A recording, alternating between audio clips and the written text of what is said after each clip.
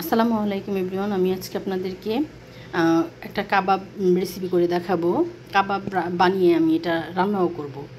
তো এখানে কাবাবটা রেডি করার জন্য কিমাটা আমি পানি ঝরিয়ে একটা বলে নিয়ে নিয়েছি। এখানে এই কিমাটার জন্য যা যা লাগবে তা হচ্ছে পেঁয়াজ একদম গ্রাইন্ডার জারে একদম মিহি কুচি করে নিয়েছি। সেটা আমি এখন হাতে চিপড়ে একদম কাবাবের মধ্যে দিব। এখানে একটা টমেটো কুচি করে নিয়েছি, এখানে লাগবে বেসন, এখানে নিয়েছি কাঁচামরিচ কুচি করে নিয়েছি, পুদিনা পাতা কুচি করে নিয়েছি, ধনিয়া পাতা কুচি। আমার যতটুকু কিমা তাতে যা যা প্রয়োজন হবে। এখানে কাশ্মীরি লাল মরিচের গুঁড়া নিয়ে নিয়েছি 1.5 চামচ, ধনিয়ার গুঁড়া নিয়েছি 1 চামচ, জিরার গুঁড়া 1 চামচ, শাহি গরম মশলার গুঁড়া 1.5 চামচ, গোলমরিচের গুঁড়া আধা চামচ, এখানে পেঁয়াজের গুঁড়া 1 চামচ, রসুন গুঁড়া আদা গুঁড়া 1 চামচ, রসুন গুঁড়া 1 চামচ, পরিমাণ মতো লবণ। এখন পেঁয়াজটা চিপড়ে কিমার মধ্যে নিয়ে নিব। এখানে পেঁয়াজ এবং টমেটো হাতে চিপড়ে আমি কিমার মধ্যে নিয়ে নিয়েছি। পানিটা না থাকলে সবচেয়ে বেশি ভালো, যেন পানি না থাকে। এখানে পেঁয়াজ এবং টমেটোর পানিটা রয়েছে, এটা আমি পরে গ্রেভিতে ব্যবহার করব। এখানে এখন আমি দিয়ে দিব কাঁচামরিচ এবং পুদিনা পাতা। এখন দিয়ে দিব ধনিয়া পাতা কুচি।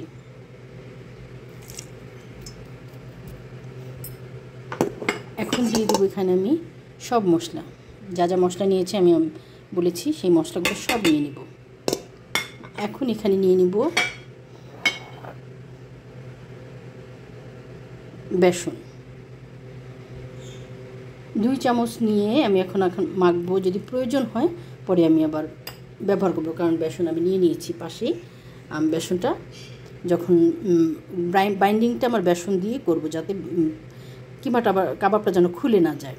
এখন এখানে দিয়ে দেবো 1 টেবিল চামচ ঘি।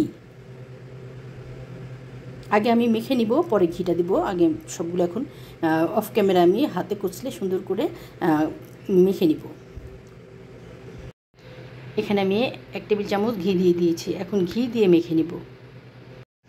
এখানে আমি কাবাবটা খুব সুন্দর করে একদম ঘি দিয়ে মেখে নিয়েছি।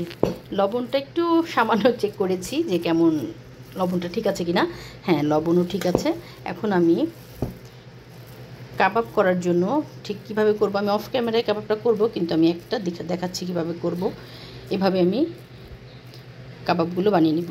যে কয়টা কাবাব আমি এখন রান্নায় ব্যবহার করব সে কয়টা আমি বানিয়ে নিব, আর বাকিটা আমি কাবাবের মতো শেফ করে এটা আপনারা যে কোনো মানে কাবাব বানিয়ে খেতে পারবেন। যখন খুশি তখনই ভেজে খেতে পারবেন। কেউ এভাবেও ভেজে খেতে পারেন, ব্রেড কাম দিয়েও ডিমে গড়িয়ে ব্রেড কামে গড়িয়ে নিতে পারেন। তো আমার মেয়েরা এই কাবাবটা খুব পছন্দ করে, ওরা ফ্রায়ারে ভেজে খায়। তো এই জন্য ওদের জন্য আমি কিছু কাবাব, এখানে অনেক মাংস, আমি এটা কাবাব কিমাগুলো অনেক ছিল, তো আমি ওদের জন্য কিছু রেখে দিব। আর এখন আমি যে রেসিপিটা তৈরি করব তার জন্য এরকম করে আমি কাবাবটা বানিয়ে নিব। আমি বানিয়ে অফ ক্যামেরায় বানিয়ে আপনাদেরকে শেয়ার করতেছি। এখানে কাবাবটা আমি বানিয়ে নিয়েছি এরকম গোল গোল করে। এখানে 10টা কাবাব বানিয়ে নিয়েছি। এখানে আমি বাকি যেটা ছিল সেটাও আমি কাবাব বানিয়ে নিয়েছি। এখন এটা ডিপ ফ্রিজে রেখে দিব, এবং একটু শক্ত হয়ে গেলে তখন আমি একটা এয়ারটাইট বক্সে রেখে দিব।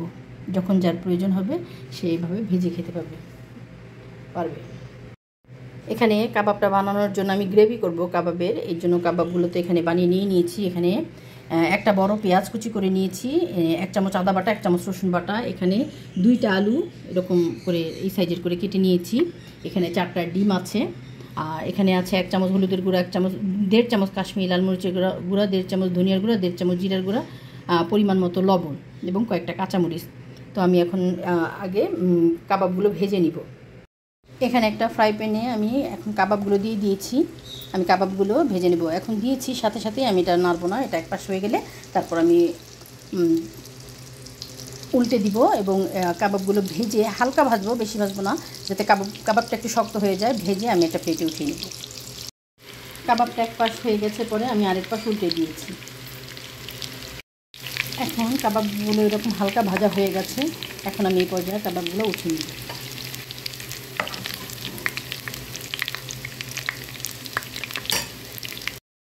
কাবাবগুলো আমি উঠিয়ে নিয়েছি একটা প্লেটে। এখন এখানে আলুটা দিয়ে দিয়েছি। আলুটাও আমি ভালো করে ভেজে নিব।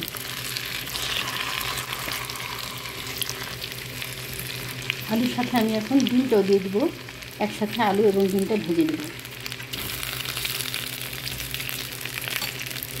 এখানে যখন আমি ভাজতে দিয়েছিলাম কাবাবটা, তখন আমি এখানে সরিষা তেল দিয়ে দিয়েছিলাম। আলু এবং ডিমটাও ভেজে প্লেটে উঠিয়ে নিব। আলু এবং ডিমটা ভাজা হয়ে গেছে, এখন একটা প্লেটে উঠিয়ে নেব। আলু এবং ডিমটা আমি একটা বাটিতে উঠিয়ে নিয়েছি। এখন এখানে ফ্রাই প্যানে আমি দিয়ে দেবো পেঁয়াজ এবং আদার পেস্টটা দিয়ে দেবো। এখানে পেঁয়াজে আমি আর একটু সামান্য সরিষা তেল দিয়ে দেবো, কারণ তেলটা কম আছে। এখন আমি পেঁয়াজটা একটু আদা রসুনের সাথে ভেজে নেব।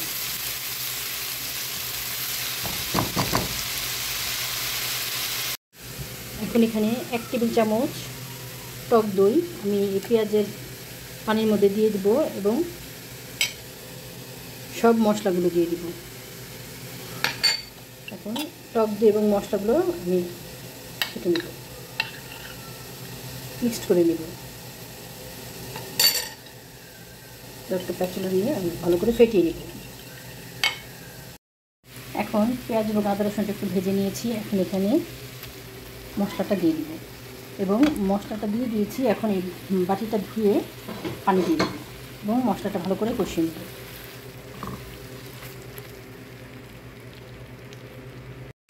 এখানে মশলাটা ভালোভাবে কষিয়ে নেব উপরে তেল ওঠা পর্যন্ত।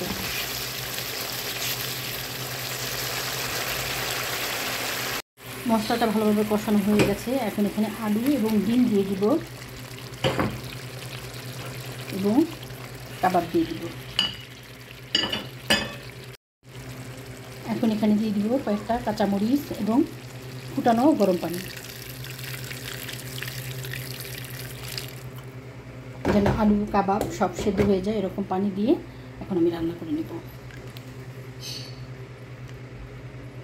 সব সেদ্ধ হওয়ার পরে ফিরে আসছি। এখন এটা রান্না করে নেব।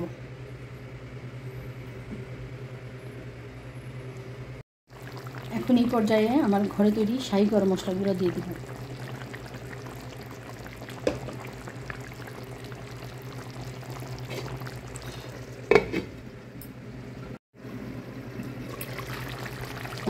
এখন রেসিপিটা কমপ্লিট হয়ে গেছে।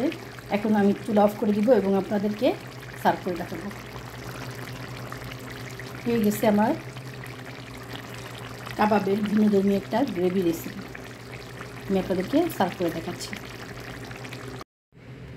হয়ে গেছে আমার ভিন্নধর্মী একটা রেসিপি, কাবাব আলু এবং ডিম দিয়ে আমি রেসিপিটা কমপ্লিট করেছি। খুবই টেস্টি এবং খুবই মজাদার একটা রেসিপি। আমি টেস্ট করে দেখেছি, খুবই টেস্টি। আপনারাও এই রেসিপিটা বাসায় ট্রাই করতে পারেন। যদি আমার রেসিপিগুলো আপনাদের ভালো লাগে তাহলে আমাকে সাপোর্ট করবেন এবং আমার নিত্য নতুন রেসিপি দেখার জন্য আমার পাশে থাকবেন। কমেন্ট করবেন আমার রেসিপিগুলো আপনাদের কেমন লাগে। আল্লাহ হাফেজ।